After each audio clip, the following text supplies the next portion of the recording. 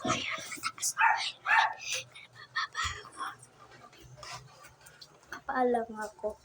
Si andito yung kanelas.